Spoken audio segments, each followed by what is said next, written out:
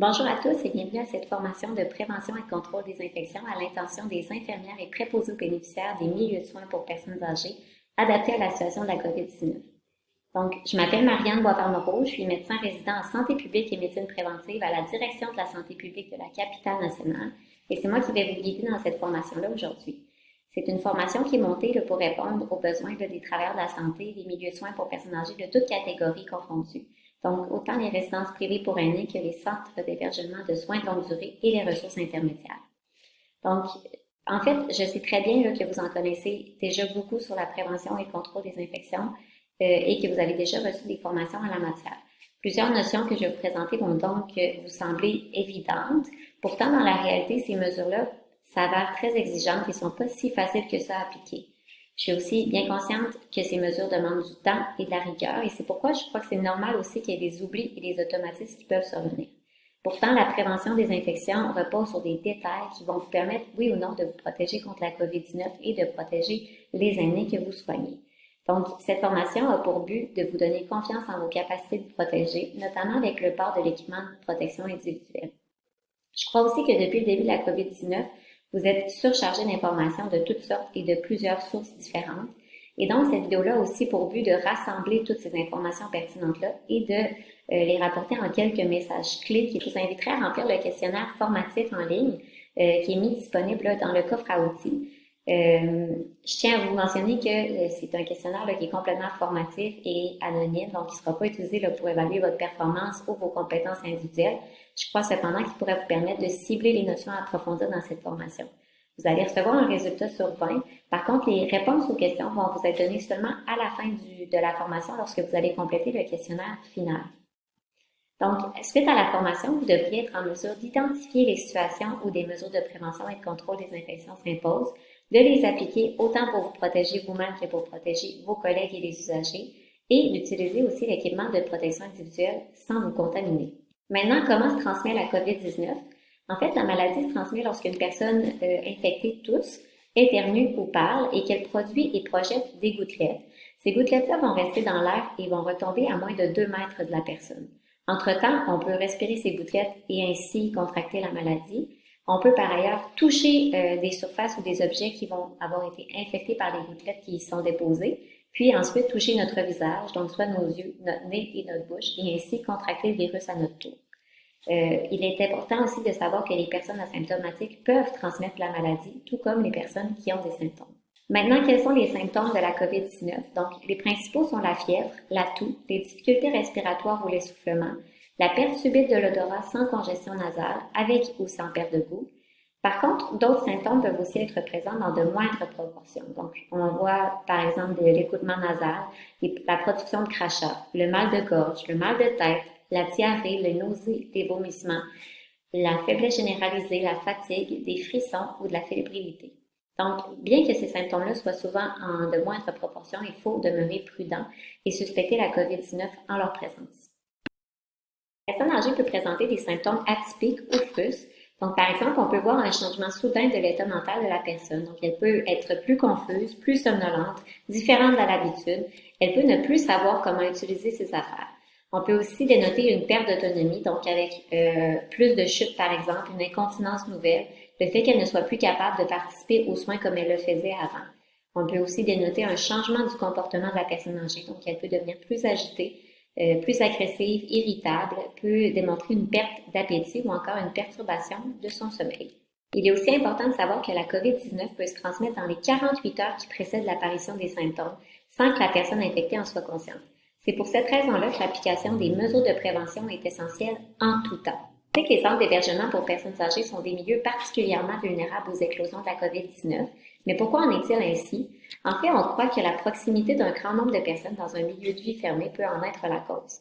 On sait qu'il y a aussi des contacts plus importants et plus nombreux entre le personnel et les usagers, et que la clientèle est particulièrement vulnérable avec un système immunitaire moins compétent et parfois plusieurs maladies chroniques concomitantes.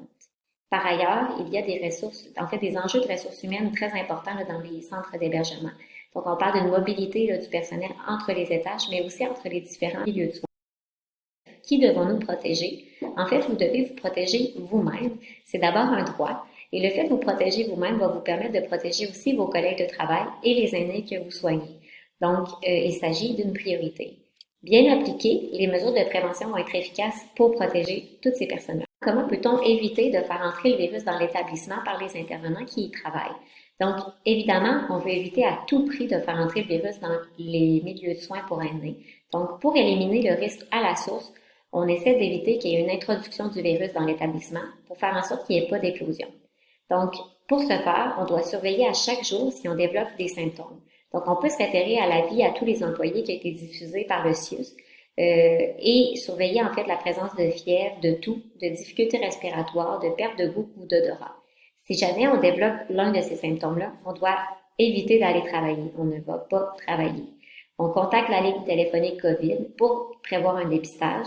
On doit mentionner à son supérieur qu'on ne pourra pas se présenter au travail et on doit continuer à prendre sa température et à surveiller la présence de symptômes à la maison. Dans l'objectif de réduire la transmission de la COVID-19, on doit renforcer les pratiques d'hygiène de base en tout temps et par tous.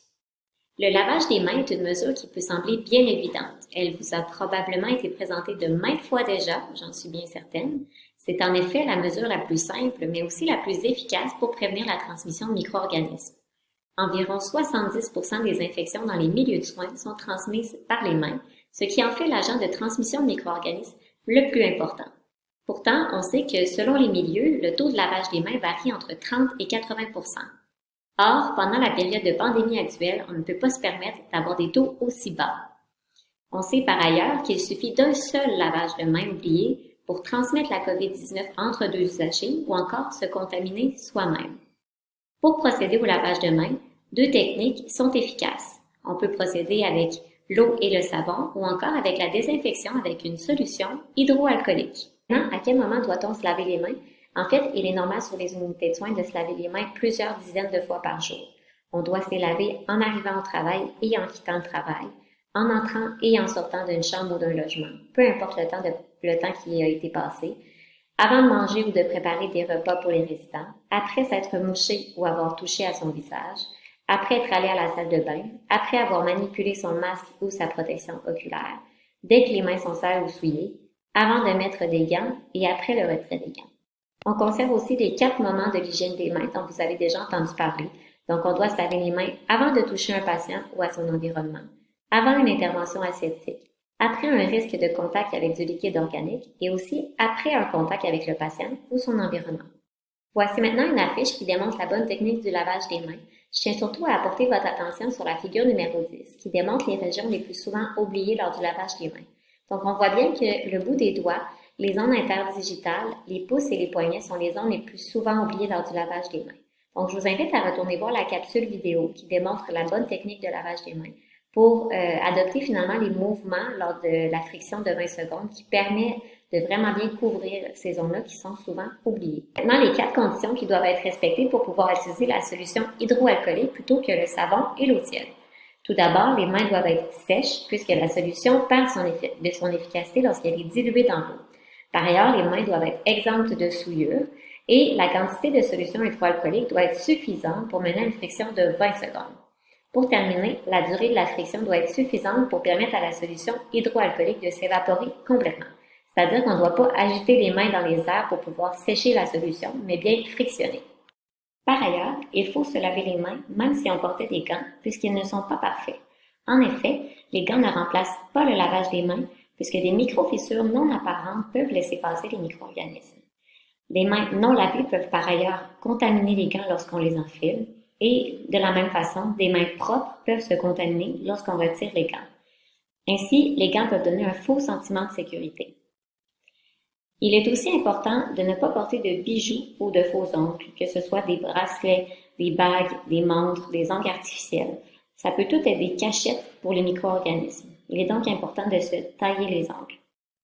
En bref, pour terminer la capsule sur l'hygiène des mains, vous devez impérativement laver vos mains en entrant et en sortant de chaque chambre, peu importe les soins que vous donnez ou le temps que vous y passez. Pour ce qui est de l'hygiène et l'étiquette respiratoire, en fait, on vous demande de tousser ou éternuer sans contaminer votre environnement. Vous devez donc couvrir votre bouche et votre nez avec un mouchoir de papier lorsque vous toussez ou éternuez. Jetez ensuite ce mouchoir de papier à la poubelle. Si jamais vous n'aviez pas accès à un mouchoir de papier, Toussez ou éternuez dans le pli de votre coude ou dans le haut de votre bras, plutôt que dans votre main. Après avoir toussé et éternué, vous devez vous laver les mains le plus rapidement possible. La distanciation physique est une autre mesure mise en place pour freiner la propagation de la COVID-19. Il est important de rester en tout temps à 2 mètres des usagers et de vos collègues de travail. Et donc, c'est la même chose pour les postes infirmiers, les salles de pause et de repas, l'extérieur du bâtiment, dans le stationnement, etc. Le masque ne remplace jamais la distanciation physique lorsqu'elle est possible. Par ailleurs, si vous observez des situations où il est difficile de respecter cette distanciation, faites-en part à votre gestionnaire pour qu'il mette en place des mesures pour que la distanciation physique puisse être respectée. Ce message est particulièrement important. En fait, l'attention est souvent portée vers les usagers symptomatiques. Pourtant, la COVID-19 peut aussi se transmettre entre les travailleurs, par exemple au poste infirmier, lors des pauses, durant les dîners, dans les vestiaires ou même dans le stationnement, lorsque la distanciation physique n'est pas respectée. Ainsi, la COVID-19 se transmet aussi entre employés. Il ne faut pas baisser la garde. Il convient par ailleurs de surveiller la présence de symptômes qui s'apparentent à la COVID-19 chez les usagers. Si vous êtes préposé aux bénéficiaires ou infirmière auxiliaire et que vous remarquez qu'un patient présente l'un de ces symptômes, en informez rapidement son infirmière. Si vous êtes infirmière, vous pouvez examiner le patient, procéder au dépistage et mettre le patient en précaution additionnelle. Quand porter le masque de procédure? En fait, le masque de procédure est obligatoire pour tous les travailleurs de la santé qui, dans le cadre de leurs fonctions, ne peuvent respecter la distance minimale de 2 mètres à l'égard d'un usager ou d'un employé. Ainsi, puisque vous donnez des soins en étant à moins de 2 mètres d'un usager, vous devez porter votre masque de procédure en continu. Vous devez le changer s'il devient humide, souillé ou endommagé et le jeter à la fin de votre quart de travail. Pour qu'il soit efficace, le masque doit être bien ajusté sur le nez et sous le menton. Pour l'enfiler, mettez le masque en plaçant le bord rigide vers le haut, moulez le bord rigide du masque sur le nez et abaissez le bas du masque sous le menton. On doit toujours considérer le masque comme étant contaminé. On doit donc le manipuler par les élastiques ou encore les courroies en évitant de toucher la partie centrale. On doit aussi se laver les mains avant de le mettre et après l'avoir retiré. Par ailleurs, on doit éviter certains automatismes, comme par exemple le porter au cou, le porter sous le nez ou encore accroché à une oreille. On doit aussi éviter de le transporter sur notre bras ou encore d'en faire une réserve dans nos poches. Si votre masque est en bon état et vous devez le retirer pour une courte période de temps, par exemple pour prendre votre repas ou une pause, vous pouvez le conserver en respectant ces étapes. Tout d'abord, retirez le masque en le tenant par les élastiques sans toucher à votre visage. Maintenez ensuite la section souillée du masque vers l'intérieur et pliez-le soigneusement. Conservez ensuite le masque dans un sac de plastique refermable lors du retrait. Cette aide-mémoire nous rappelle aussi comment repositionner le masque en le manipulant par les côtés ou les courroies. Elle nous rappelle aussi d'éviter de laisser traîner le masque sur des surfaces et de le jeter lorsqu'il n'est plus utilisable. Quand doit-on porter l'équipement de protection individuelle avec précaution additionnelle gouttelettes, contacts et protection oculaire? En fait, c'est l'équipement que l'on doit utiliser lorsqu'on offre des soins aux usagers suspectés ou confirmés COVID-19. Pour se souvenir comment enfiler et retirer cet équipement, on peut se fier à l'aide-mémoire vert et rouge. Voici maintenant les étapes, dans l'ordre, pour enfiler l'équipement de protection individuelle avec précaution additionnelle gouttelettes, contacts et protection oculaire. Tout d'abord, on procède à l'hygiène des mains, puis on enfile la blouse qui doit recouvrir le dos. On doit donc bien l'attacher au niveau du cou et au niveau du dos. On enfile ensuite le masque de procédure et la protection oculaire. Puis, on termine avec les gants non stériles qui doivent être bien ajustés à la main. On doit aussi s'assurer qu'ils recouvrent convenablement les poignets par-dessus la blouse, de manière à ce que la peau ne soit pas exposée. La visière doit toujours être considérée comme contaminée. On doit donc éviter de la toucher lorsqu'on la porte et on doit la retirer en manipulant les côtés. Il faut par ailleurs se laver les mains avant de la mettre ou de la retirer. La réutilisation de la protection oculaire à usage unique est maintenant possible. Il se peut donc, dans votre milieu de soins, que vous soyez amené à désinfecter la protection oculaire entre chaque usager et immédiatement après le retrait. Pour ce faire, veuillez suivre les consignes suivantes. Vous devez utiliser un produit approuvé pour un usage hospitalier, reconnu efficace et homologué par Santé Canada. Vous devez porter des gants pour la désinfection. Le temps de contact prescrit doit être respecté. L'équipement peut être rincé avec de l'eau du robinet si la visibilité est compromise par le produit désinfectant suite à la désinfection appropriée. Lorsque l'intégrité de la visière n'est plus assurée, elle doit être jetée. S'il y a présence de souillure, veuillez procéder d'abord à un nettoyage avec de l'eau et un savon avant la désinfection. Voici maintenant quelques mises en garde concernant l'utilisation des gants. Il ne faut jamais garder les mêmes gants pour deux usagers différents. On ne doit jamais laver, désinfecter ou réutiliser les gants. On ne doit non plus jamais enfiler plusieurs gants ou encore transporter de réserve de gants dans nos poches. Comment retirer l'équipement de protection individuelle en sortant de la chambre d'un usager en précaution additionnelle? Ce message est particulièrement important puisque le plus grand risque de contamination survient lors du retrait de l'équipement de protection individuelle. C'est pour cette raison que je vous invite à vous fier à cette aide-mémoire d'Icius ainsi qu'à la vidéo contenue dans le coffre à outils qui démontre les étapes une à une. Vous apprendrez comment retirer la blouse de façon à ne pas contaminer les vêtements ou la peau et en évitant de toucher l'extérieur de la blouse. Donc, dans l'ordre, pour retirer l'équipement de protection individuelle, on commence par retirer les gants. On retire ensuite la blouse de protection. On procède une première fois à l'hygiène des mains avant de retirer la protection oculaire ou l'écran facial. On procède ensuite à l'hygiène des mains une deuxième fois avant de retirer le masque de procédure. On termine encore une fois avec l'hygiène des mains. J'attire donc votre attention sur le lavage des mains qui revient bel et bien 3 fois durant toute la procédure du retrait d'équipement de protection individuelle. Par ailleurs, afin d'éviter de contaminer les zones en dehors et adjacentes à la chambre de l'usager, il est recommandé de retirer l'équipement de protection individuelle dans la chambre de l'usager juste avant de sortir en étant à plus de 2 mètres de l'usager. Il faut donc éviter de retirer l'équipement de protection individuelle dans l'antichambre ou dans le corridor. Il s'agit d'erreurs fréquentes. Voici maintenant la bonne technique de retrait des gants. En fait, il s'agit de la technique de gant contre gant, peau contre peau. Tout d'abord, pour retirer les gants, on saisit la surface extérieure d'un des gants en le pinçant au niveau de la paume. On écarte ensuite le gant de la paume en le tirant doucement vers les doigts pour éviter les éclaboussures. On le laisse se retourner sur lui-même. Ensuite, on le chiffonne en boule et on le garde dans la main gantée. On glisse l'index et le majeur dénudé sous la bande de l'autre gant sans toucher l'extérieur, puis on écarte le gant de la paume en le tirant avec les doigts, puis on le retourne sur lui-même. On doit ensuite jeter les gants dans le contenant approprié et se laver les mains en terminant. Maintenant, à quel moment doit-on utiliser le masque N95? En fait, on doit seulement l'utiliser lorsqu'on réalise des interventions médicales qui génèrent des aérosols. On parle ici, par exemple, de l'intubation ou de la bronchoscopie. Dans le cadre de votre travail dans les milieux de soins pour aînés, vous n'aurez probablement pas à réaliser ces interventions. La seule situation qui pourrait générer des aérosols serait l'utilisation d'une machine pour l'apnée du sommeil qu'on appelle CPAP. Si un usager en précaution additionnelle a un CPAP, devait en informer rapidement le gestionnaire. Dans ce cas, il est recommandé d'éviter de faire fonctionner le CPAP durant les soins. Pour minimiser la propagation de la COVID-19, des zones de confinement sont créées dans les milieux de soins pour regrouper la clientèle desservie en fonction de son statut infectieux. L'objectif de cette mesure est de fournir des milieux sécuritaires pour les patients et pour l'ensemble des travailleurs. Ainsi, dans la zone chaude ou rouge, est regroupée la cohorte d'usagers confirmés COVID-19 et les endroits considérés contaminés. La zone tiède comporte quant à elle la cohorte d'usagers suspectés COVID-19 ou en attente de résultats, ainsi que les patients en isolement préventif de 14 jours et certains endroits considérés comme contaminés. La zone verte ou froide comporte la cohorte d'usagers non infectés à la COVID-19 et tous les endroits qui sont considérés propres. Bien sûr, les configurations physiques et le nombre de chambres fermées varient d'une installation à l'autre. C'est pour cette raison qu'il est important, à votre arrivée dans un milieu de soins, de toujours vous informer du zonage qui est mis en place dans le milieu.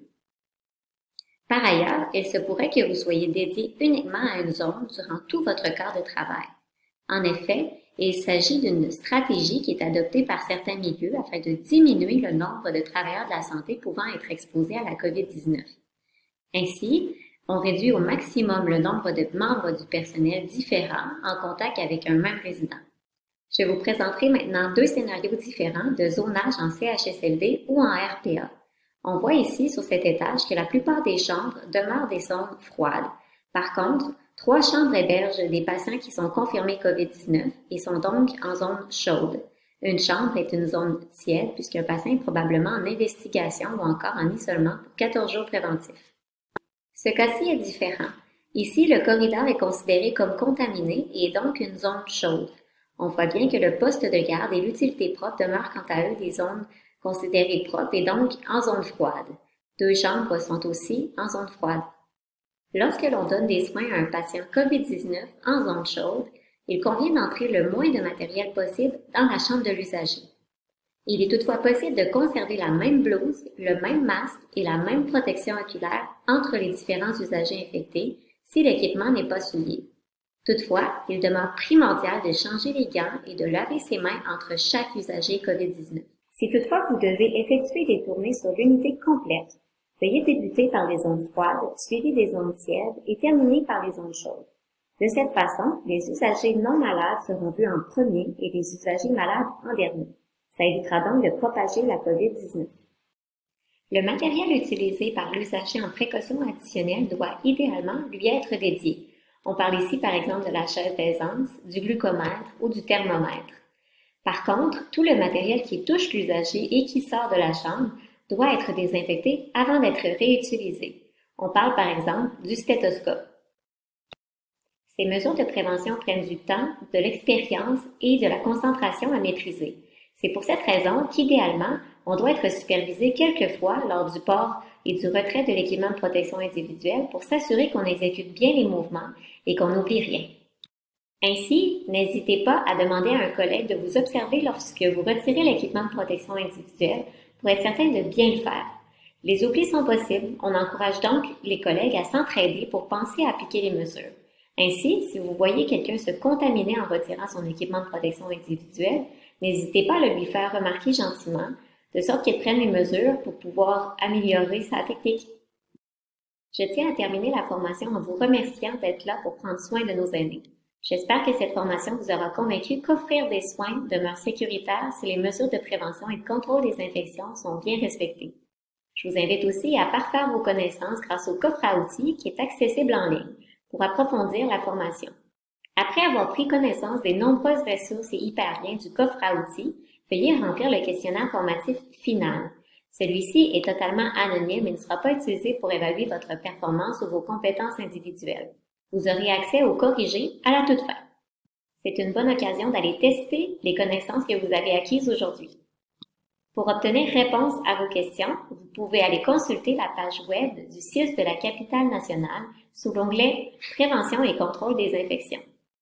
En plus des nombreux hyperliens contenus dans le coffre à outils, nous vous proposons de consulter le site de l'Institut national de la santé publique du Québec et celui du ministère de la Santé et des Services sociaux.